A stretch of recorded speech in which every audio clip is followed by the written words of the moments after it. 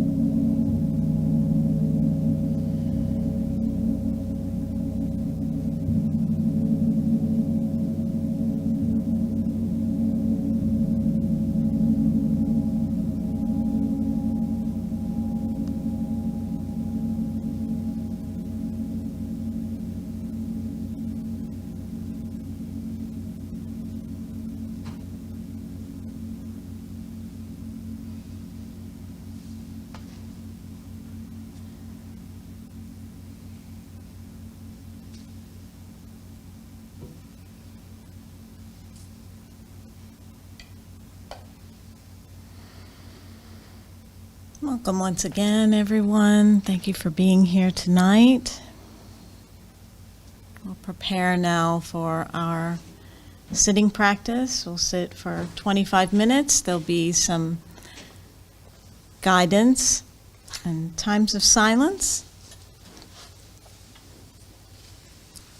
We'll ring the bowl and then we'll begin our practice.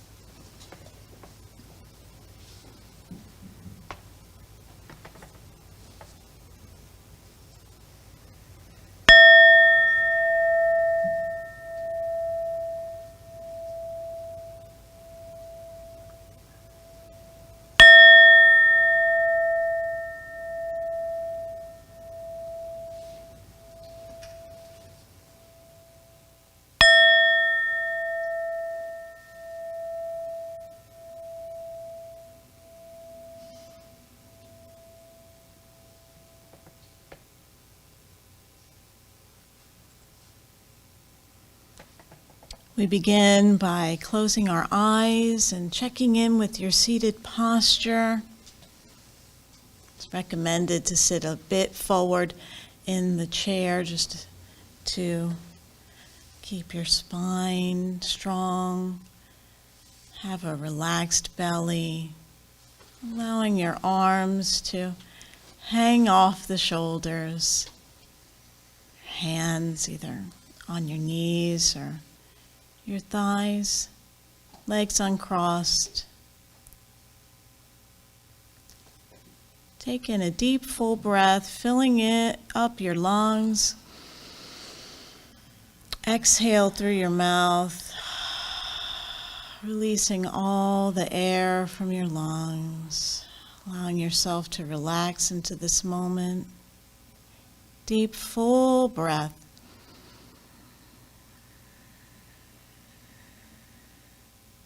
And exhale through your mouth.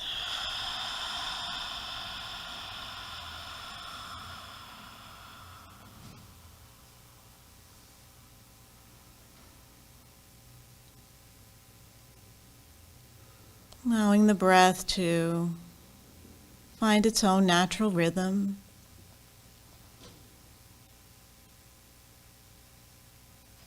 Noticing your breath in this moment.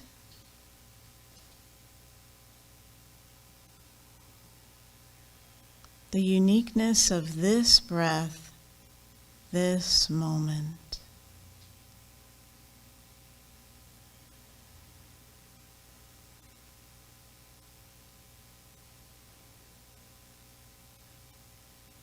And bring relaxation to the body, beginning with the eyes. Bring a smile to your eyes. Allow your eyes to smile.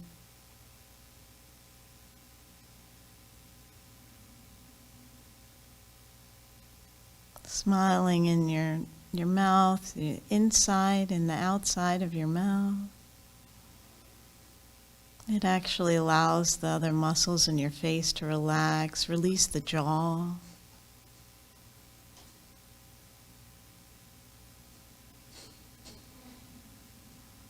And feel a smile in your heart space.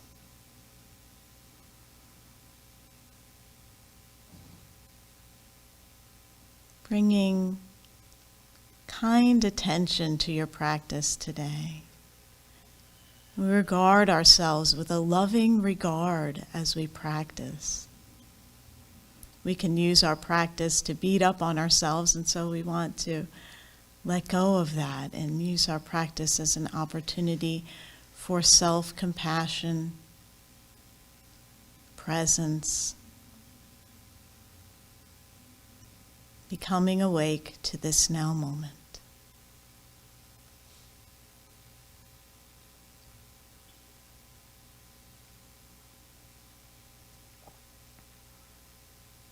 Being with the breath, noticing the beginning, the middle, and the end of the breath.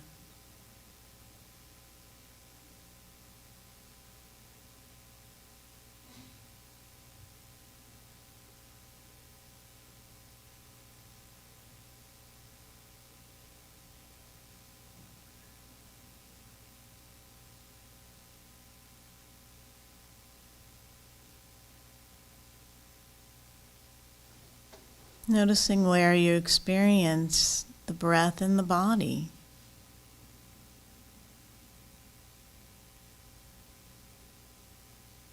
The coolness of air as it enters your nostrils.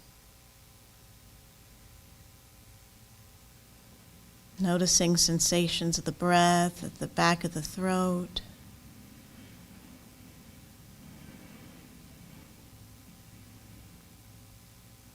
Expansion in your rib cage, your belly as you inhale. What does your body feel like as you exhale and you feel the warm breath leaving your nose?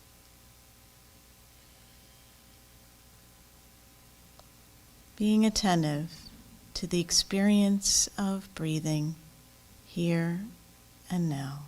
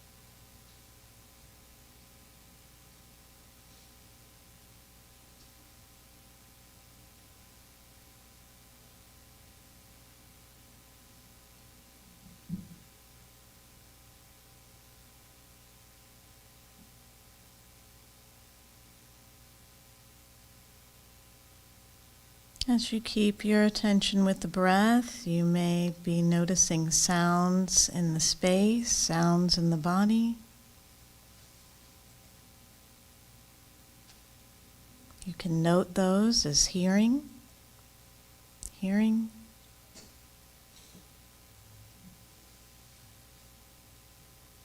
letting go of any resistance to sound, just noticing sound arising, dissipating of its own accord.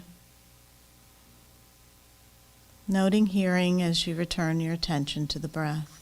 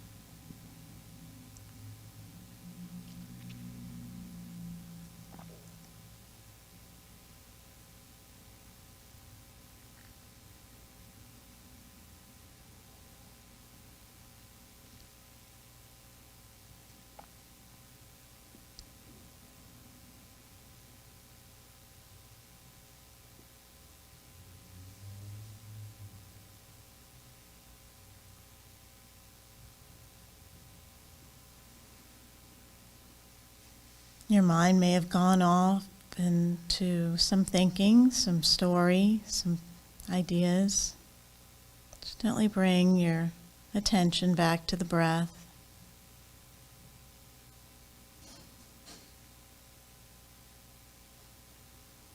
You may find yourself returning your attention from thinking to the breath again and again, and that is the practice.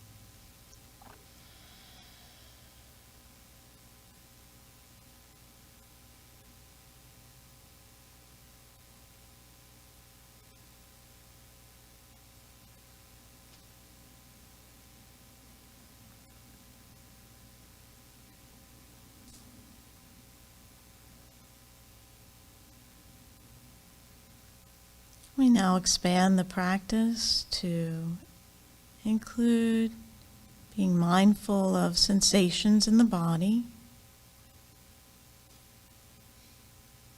If a sensation comes into your awareness, you can note if it's pleasant, unpleasant, or a neutral sensation.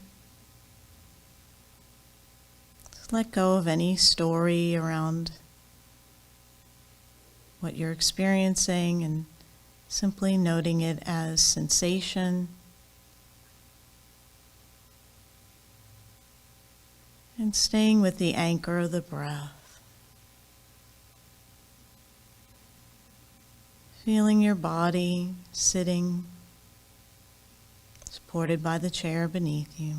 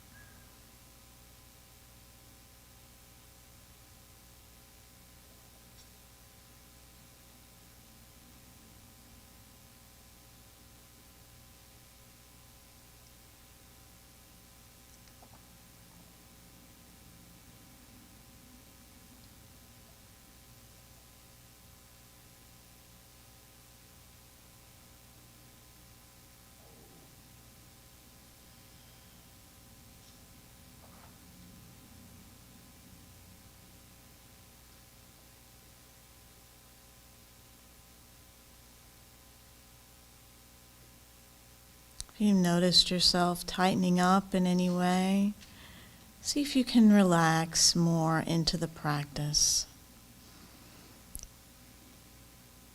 Breathe into any areas of tightness and let go.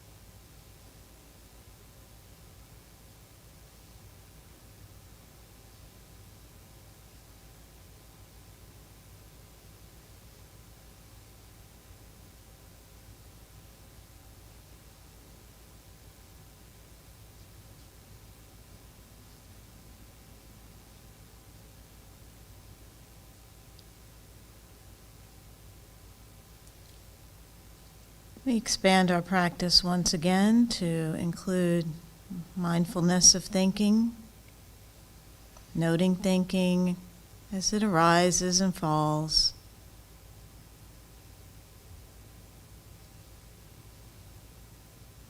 Returning to the anchor, the breath.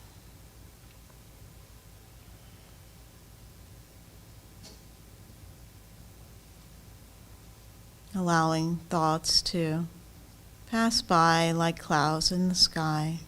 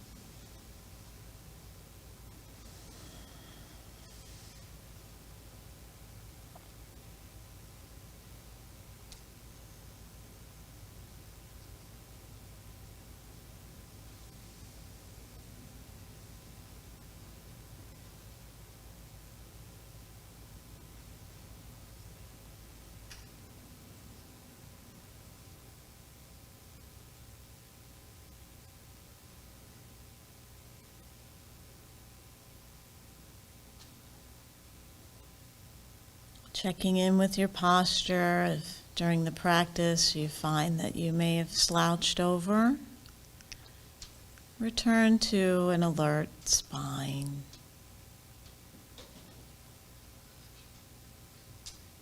This supports you in continuing mindfulness.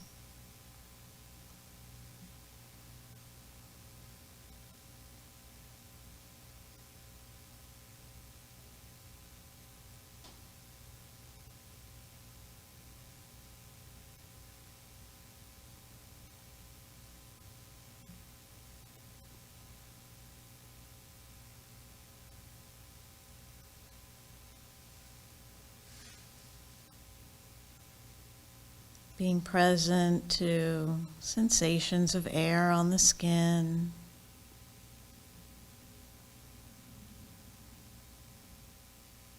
where you're making contact with the chair and the floor, feeling your whole body sitting.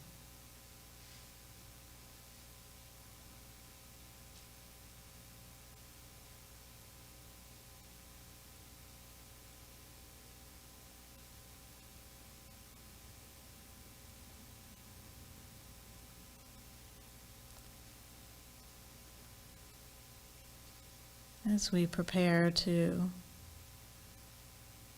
complete our sitting practice and bring our attention to this space.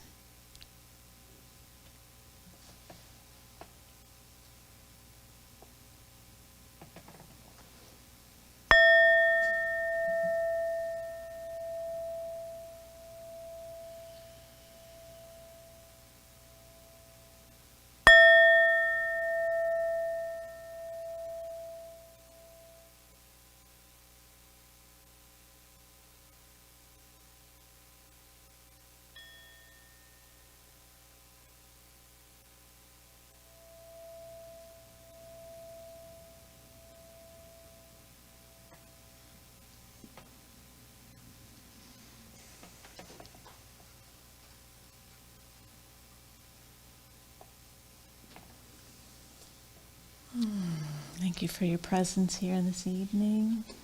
As I share the Dharma teaching, I invite you to listen with your whole body.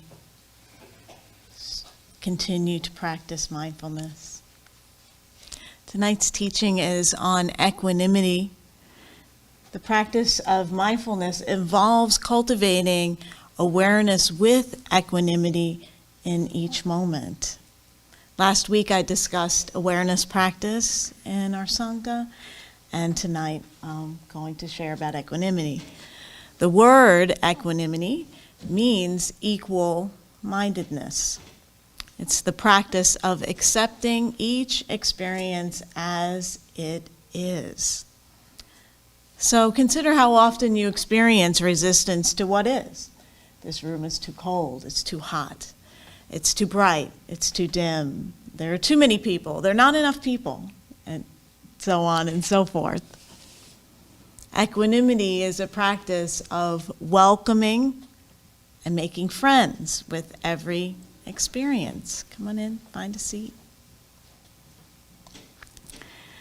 Equanimity is the practice of non-resistance and non-grasping.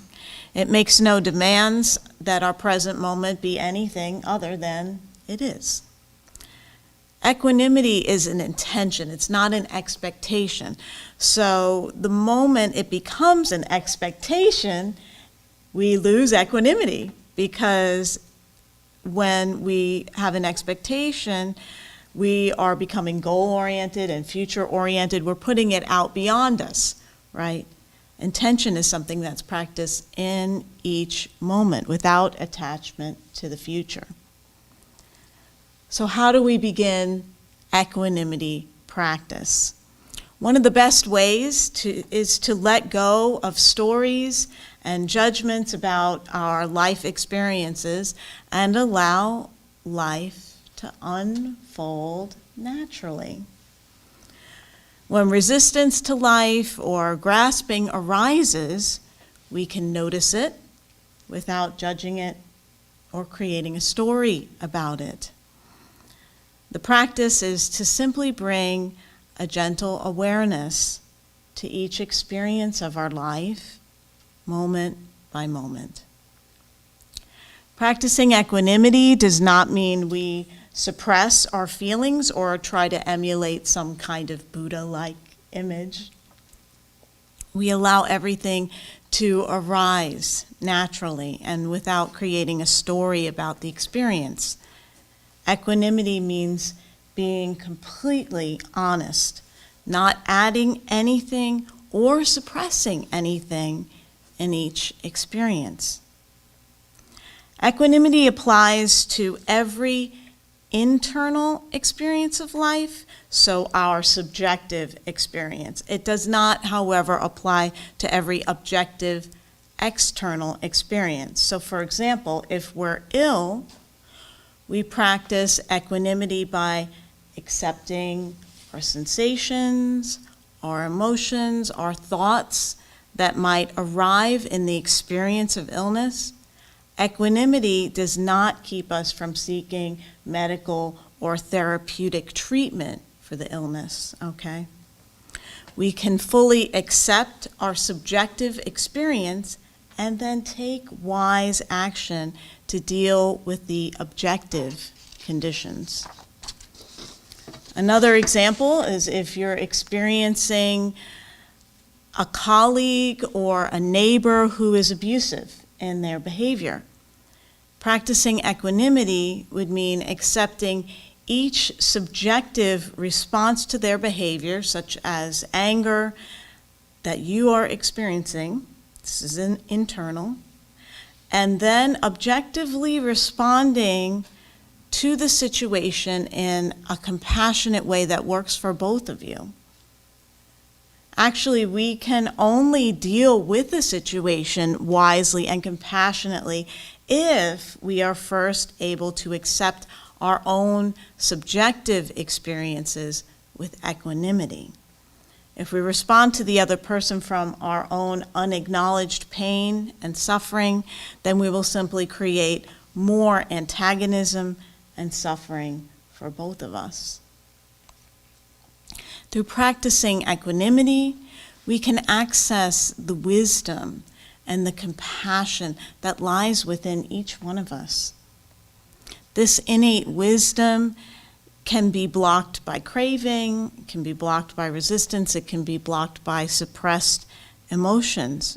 And with equanimity practice, we activate these essential qualities of wisdom and compassion and align ourselves with the universal flow of life that moves through all beings and directs the evolution of life itself.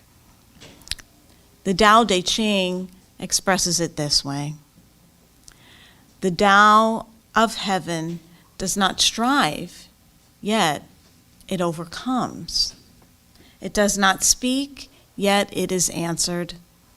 It does not ask, yet it is supplied with all its needs. It seems at ease, and yet it follows a plan. So I encourage you this week to practice equanimity as situations arise, to be present with compassion to what shows up for you, your own subjective behavior, and be accepting of how that is showing up for you. And then from that space of equanimity with your own experience, you can choose to respond to each situation with your own innate wisdom and compassion. Namaste. Namaste.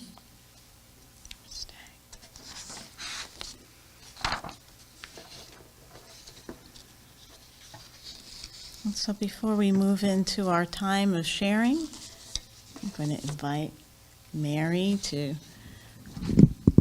take us into our giving practice. Thank you, Reverend Jeanmarie.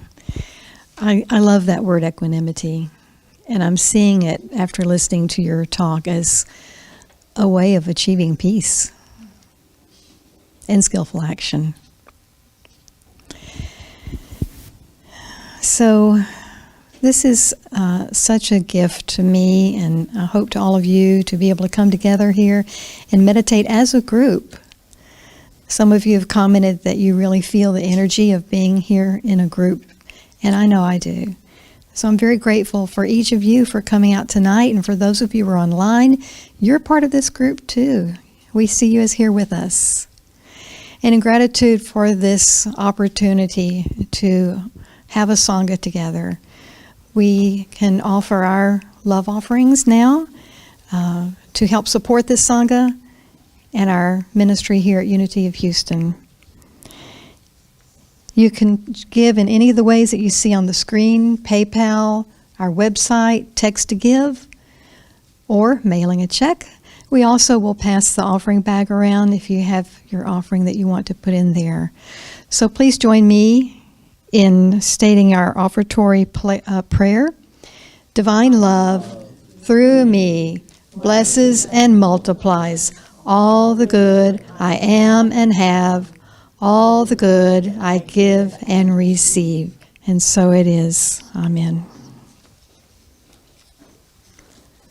I have a few announcements while we're collecting an offering. The Sunday service next week will be the beginning of a new talk series with Reverend Michael, and his title is 12 Steps to Freedom, Part 1. So this will be our April beginning talk, 11 a.m. on Sunday.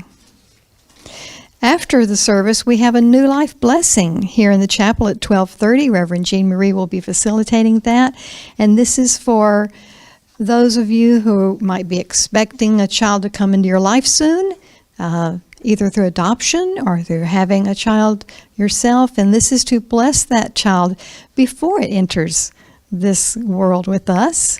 So please feel free to come. You don't need to register. Just join us in here at 12:30. It's a beautiful ceremony. Families are welcome. Next week at our meditation Sangha, I will be facilitating, and my talk title will be The Path to Presence. So that will be right here, 7 o'clock next Wednesday evening. Hope you'll be here. Thank you, Mary. And we want to invite everyone, if you'd like to have some more time in meditation in the beautiful retreat in nature, join us May 17th to the 19th.